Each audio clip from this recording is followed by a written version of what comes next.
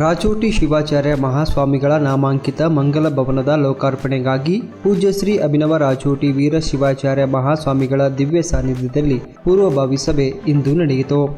ಸಭೆಯನ್ನು ಉದ್ದೇಶಿಸಿ ಮಾತನಾಡಿದ ಶ್ರೀಗಳು, ಶ್ರೀಮದ್ ರಂಭಾಪುರಿ ಮಹಾಸನ್ನಿಧಿಯವರ ಅಮೃತ ಹಸ್ತದಿಂದ ಮಂಗಲ ಭವನದ ಲೋಕಾರ್ಪಣೆ ಆಗಲಿದೆ. ಕಾರ್ಯಕ್ರಮದಲ್ಲಿ ಜಿಲ್ಲೆಯ ವಿವಿಧ ಪೀಠಾಧಿಪತಿಗಳು, ಶಿವಾಚಾರ್ಯರು, ಶರಣರು, ಸಂತರು, ಹರಗುರುಚರ ಮೂರ್ತಿಗಳು, ದೇವಸ್ಥಾನಗಳ ಅರ್ಚಕರು, ಶಾಸ್ತ್ರಿ, ಪುರೋಹಿತ ಸಂಘ ಸಂಸ್ಥೆಯ ಸಮಿತಿಗಳು, ಜನಪ್ರತಿನಿಧಿಗಳು, ರಾಜಕೀಯ ಮುಖಂಡರು, ಶಿಷ್ಯ ವೃಂದದವರು, ಸದ್ಭಕ್ತರು ಭಾಗವಹಿಸಿ ಕಾರ್ಯಕ್ರಮವನ್ನು ಯಶಸ್ವಿಗೊಳಿಸಬೇಕೆಂದು ಕರೆ ನೀಡಿದರು.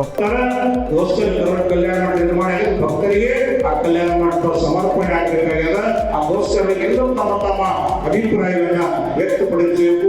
ಅಷ್ಟೇ ಅಲ್ಲದೆ ಕೆಲವೊಂದು ಜನರ ಹೆಸರನ್ನು ಏನ್ ಮಾಡಬೇಕಂತ ಇಲ್ಲಿ ಬರಕಂತಾರೆ.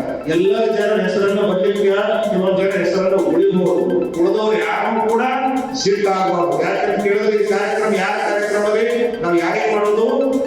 ನಮ್ಮ ಲಿಂಗೈಕ್ಯ ರಾಚೋಟಿ ಶಿವಾಚಾರ್ಯರಿಗೆ ನಮ್ಮ ಭಕ್ತಿಯನ್ನು ಮಾಡಬೇಕಾದ ಸಲ್ಲಿಸಬೇಕಾದ. ಇದೇ ವೇಳೆ ನಗರ ಶಾಸಕ ಡಾಕ್ಟರ್ ಶಿವರಾಜ್ ಪಾಟೀಲ್ ಅವರನ್ನು ಸ್ವಾಗತ ಸಮಿತಿಯ ಅಧ್ಯಕ್ಷರನ್ನಾಗಿ ಆಯ್ಕೆ ಮಾಡಲಾಯಿತು. ನಂತರ ಶಾಸಕರು ಮಾತನಾಡಿ, ಪ್ರಸಾದ ಸೇವೆಯನ್ನು ಸ್ವತಃ ತಾವೇ ಭರಿಸುವುದಾಗಿ ಹೇಳಿ ಎಲ್ಲ ವರ್ಗದ ಜನರ ಹಾಗೂ ನಿಮ್ಮೆಲ್ಲರ ಸಹಕಾರದಿಂದ ಈ ಕಾರ್ಯಕ್ರಮವನ್ನು ಯಶಸ್ವಿಗೊಳಿಸೋಣ ಎಂದು ಹೇಳಿದರು. ನಮ್ಮ ಅಲ್ಲಿ ಹೊಸ ಮಂಟಪಕ್ಕೆ ಪ್ರೊಸೆಷನ್ ಮೂಲಕ ಮತ್ತು ಸನ್ನಿಧಿಯವರ ಒಂದು ಮೆರವಣಿಗೆ ಇಲ್ಲಿಂದನೇ ಪ್ರಾರಂಭ ಆಗುತ್ತೆ. ಬಹುಶಃ ಅದೊಂದು 1.5 ಗಂಟೆಗೆ 2 ಗಂಟೆ ಆಗ್ಬೋದು.